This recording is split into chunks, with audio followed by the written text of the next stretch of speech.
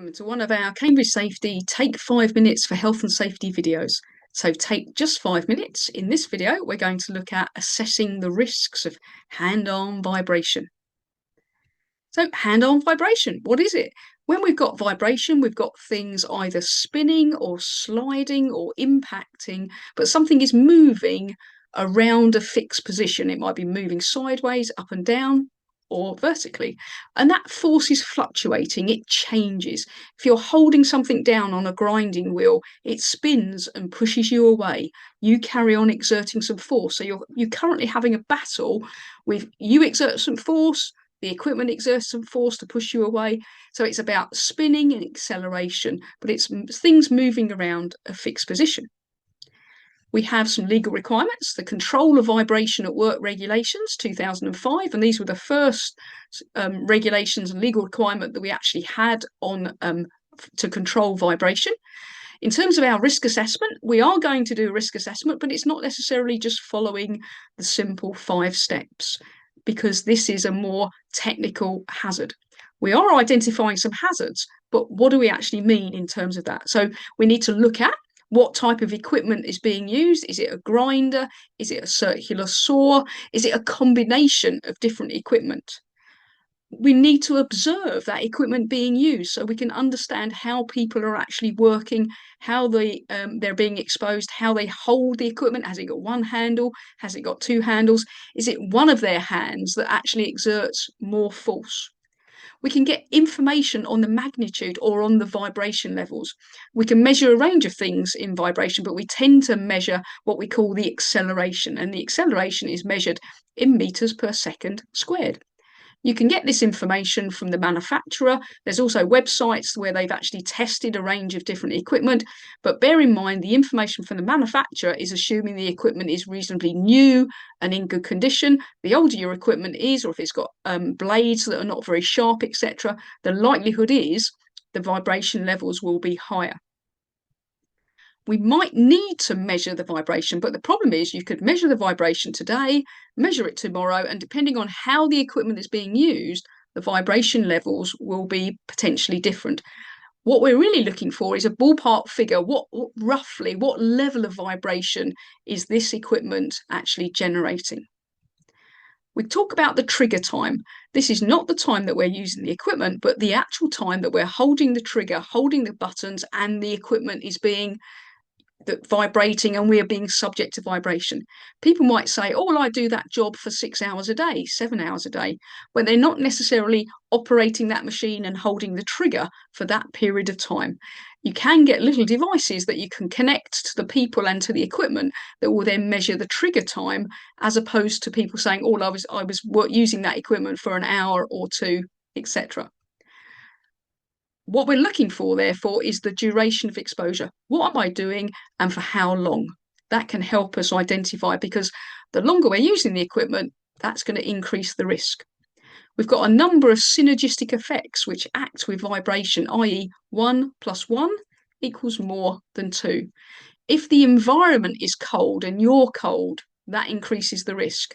If you are touching things that are metal and cold, if the handle is cold, that increases the risk, because the cold is going to transfer to your hands and fingers.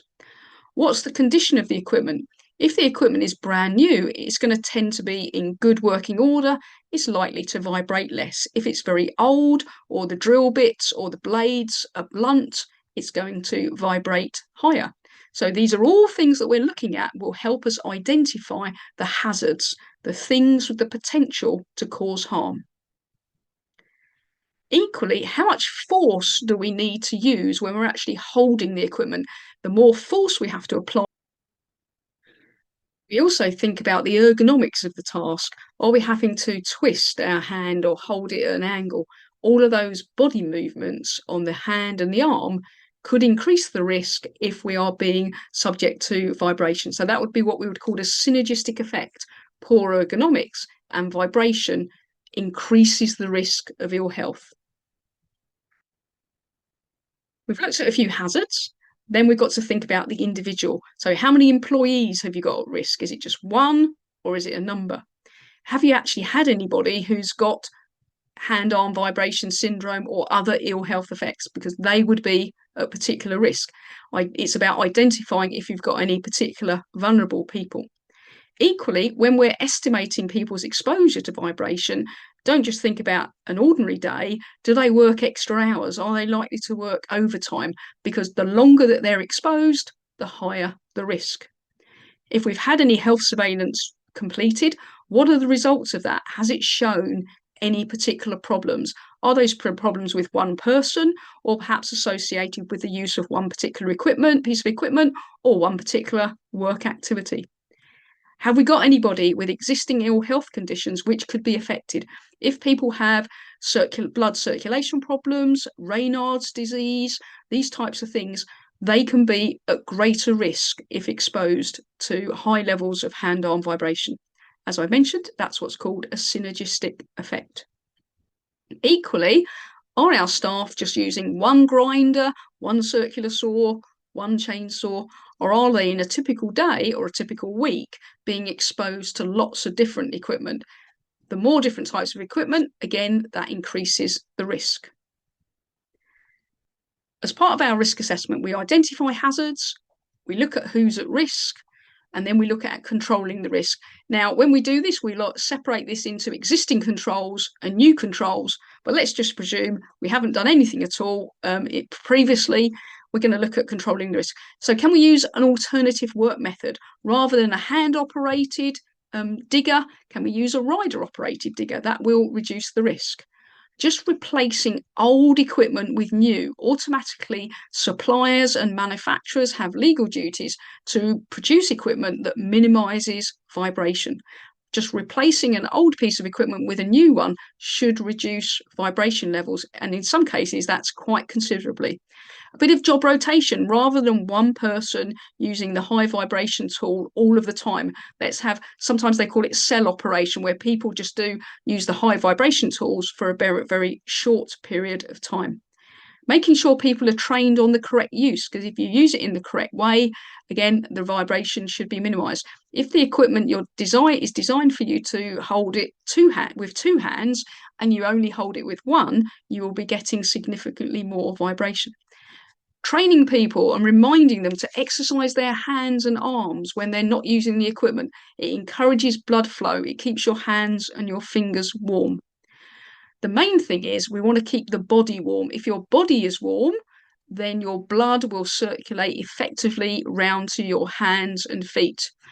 If your body is not warm, if your body gets cold, then the blood will try and protect your key organs, which are in your torso, and as such, you get less blood flow to your hands and fingers. They will therefore get colder. So it's not about anti-vibration gloves. It's more important to keep your body dry and warm. We do want some suitable gloves, but not anti-vibration gloves. Good quality gloves to keep your hands and fingers warm and dry. That is more important.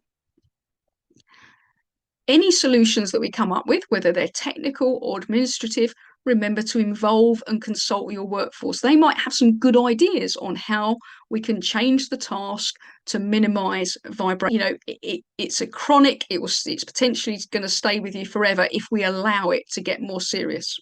So health surveillance is really important. These days, we've also got wearable technologies. What do I mean by wearable technologies? In some cases, there are gloves, strips that you can put around your fingers, strips around the wrist. They don't stop the vibration, but they allow the employer, the manager, to monitor vibration levels so we can identify anybody who is at significant risk and take steps to minimize their exposure. Thanks for watching our Take 5 video on hand-arm vibration